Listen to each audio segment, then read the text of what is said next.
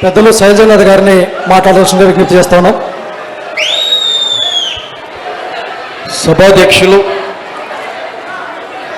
తమ్ముడు రమేష్, ఈ కార్యక్రమానికి ముఖ్య అతిథిగా విచ్చేసిన పెద్ద ఆయన పెద్దిరెడ్డి గారు, మా జిల్లా అధ్యక్షులు ప్రిన్సిపాల్ గారు వెంకటరామరెడ్డి గారు, రాష్ట్ర బీసీసీఎల్ అధ్యక్షులు రమేష్ యాదవ్ గారు, పర్లేదులే ఇబ్బంది ఏం లేదు, అట్లాగే విశ్వాన్న మంగమ్మక్క, అట్లాగే బామర్ది, అట్లయితే ప్రతి ఒక్కరికి కూడా పేరు పేరున నమస్కారం. చందు అంట ప్రకాష్కి, శంకర్కి, పెద్ద ఆయనకి, అందరికీ రది స్నేహితులారా, పెద్దలారా, ఈ రోజున అత్యంత గురుతరమైన బాధ్యత వైఎస్ఆర్ కాంగ్రెస్ పార్టీ పైన పడిందన్న సంగతి గుర్తు చేస్తూ ఉన్నాను.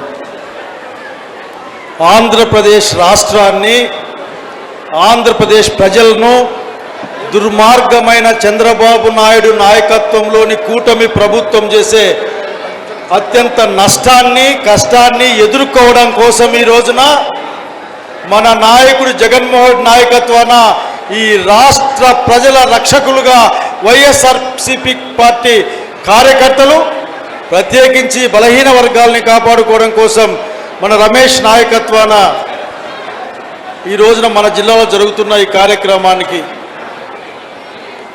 చెప్పుకోవడానికి కొత్తగా అంటూ ఏమీ ఉండదు. ఈ రోజున ఏదైతే చంద్రబాబు నాయుడు అనే కూటమి నాయకుడు దశాబ్దాల కాలంగా బీసీల జీవితాల్లో ఎటువంటి మార్పు రాకుండా కేవలం బలహీన వర్గాల్ని ఓటు బ్యాంకుగా మాత్రమే గుర్తించి అటువంటి మాటలు మాట్లాడుతూ పబ్బం గప్పుకునే ప్రయత్నాన్ని చూశాం.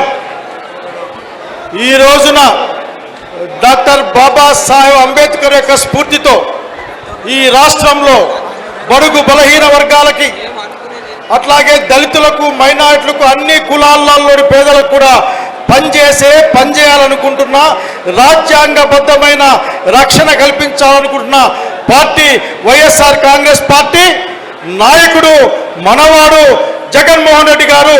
జై జగన్. స్నేహితులారా, పెద్ద ఆయన మాట్లాడతారు. అనేక కష్టాల్లో ఉన్నాం. మన కష్టాలు మనకు ఎట్లా ఉన్నాయి? న్యాయం అడిగితే కేసులు, పొరపాటున న్యాయం కోసం రోడ్డు మీదకి వస్తే పోలీస్ స్టేషన్లు చూపిస్తూ ఉన్నారు. నేను ఒకటే మాట ఎప్పుడు చెప్తా ఉంటా, మనం ఎవరం కూడా భయపడడానికి, ఎవరో భయపడిస్తే భయపడడానికి పుట్టలేదు, భయపెట్టడానికే పుట్టాం. ఈ రోజున కూటమి నాయకత్వాన్ని భయపెట్టి ప్రజల పక్షాన నిలబడడానికి రోజున ఉన్న ప్రతి ఒక్క సింహపిల్లకు కూడా నమస్కారం తెలియజేసుకుంటూ, జగన్మోహన్ రెడ్డి గారు ముఖ్యమంత్రి కావడమే ఈ రాష్ట్ర సమస్యల పరిష్కారానికి మార్గం.